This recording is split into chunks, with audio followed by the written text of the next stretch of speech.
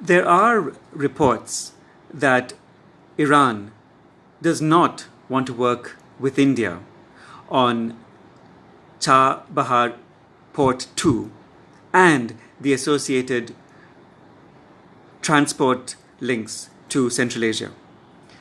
Ambassador Fabian, is that true? Thank you for formulating the question in such a direct, forthright manner. Well, reports are unfortunately true.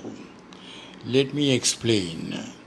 Chabahar means four springs because the weather there is so wonderful throughout the year. In 2003, India entered into an agreement with Iran to renovate some of the jetties in the port, and there was some delay. I said 2003.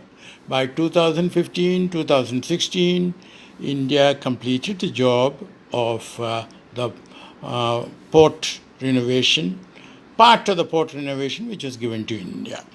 But then, in 2016, Prime Minister Modi visited Tehran and reaffirmed India's interest in investing in the area, that is, one may call it Chabahar Port Project Part 2, and also the associated transport corridor from Chabahar to Zahedan.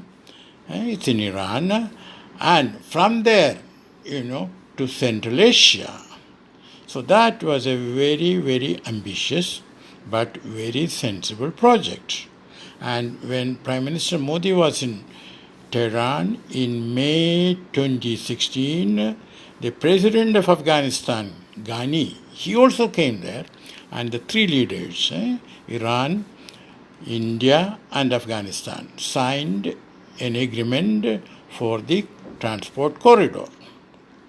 And IRCON, that is a famous Indian company which does railway construction consultancy, that company started working on the project. Now what has happened is that Iran got disappointed with India because India complied with President Trump's orders. I repeat, orders in plain English, the so-called sanctions, not to import oil from Iran without the American favor of a waiver.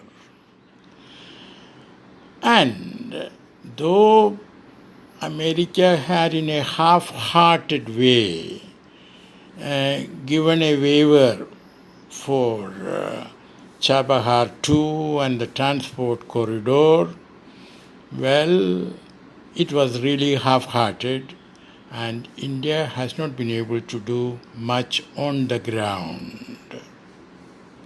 So Iran was disappointed, and Iran showed its disappointment by prolonging the negotiation with ONGC Videsh over a gas field, Farsad B. ONGC Videsh was supposed to dig for oil, in that gas field. So the latest is that Iran has told India, thank you so much, transport corridor, we are going ahead with it. You can join later if you want. And Farsad B, we are going ahead with it. You can join later if you want. Now, let me put it this way. I have served in Iran from 1976 to 79.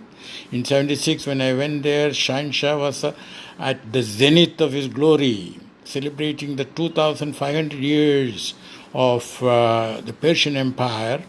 And when I left in 79, he was looking for a roof over his head with Khomeini in power in Tehran. Chess went from India to the West through Iran, and Iranians are past masters in playing chess. Now, what you have to understand is that on the one hand, Iran has said that it would go ahead on its own, and it has almost started. But China's shadow looms large over the whole matter because China has now offered Iran a 400 billion investment plan over 25 years in many important areas, energy, infrastructure, and all that. So negotiations are going on. We do not know whether the agreement will be finalized or not, but it's very likely to be finalized because Iran is in serious trouble with American sanctions. You might have read about 35 million Iranians infected with coronavirus, and with the American sanctions, Iran is finding it difficult to attend to all that, and the economy is just in a free fall. So the offer from China is extremely attractive, though some people have argued that China has has been persecuting the Muslims in Uyghur, but most probably that deal will go through.